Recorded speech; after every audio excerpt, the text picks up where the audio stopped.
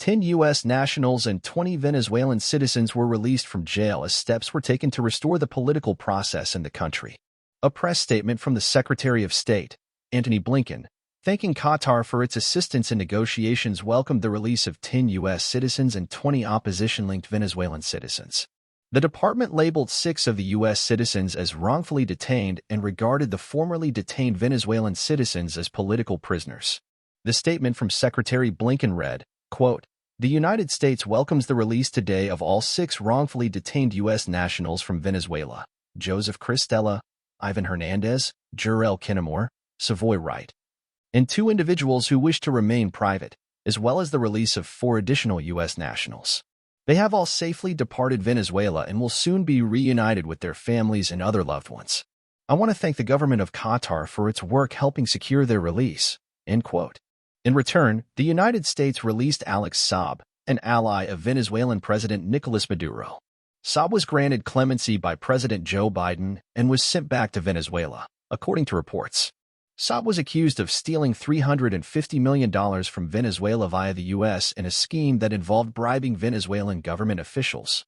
Saab denies the charges. Secretary Blinken's statement continued, quote, "The safety and security of Americans worldwide is my highest priority as Secretary.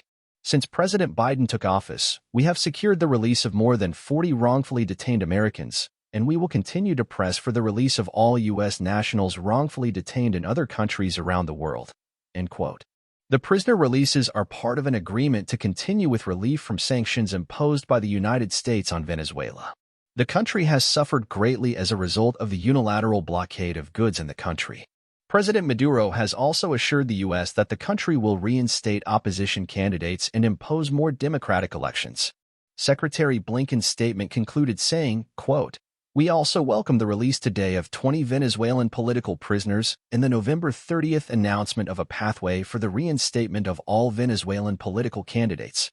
These actions represent important and concrete steps toward the implementation of the electoral roadmap agreement signed by representatives of Maduro and of the Unitary Platform in Barbados in October.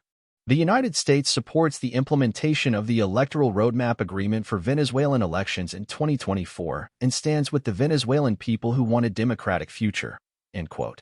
Should Venezuela fail to meet U.S. demands, sanctions are expected to be reimposed immediately.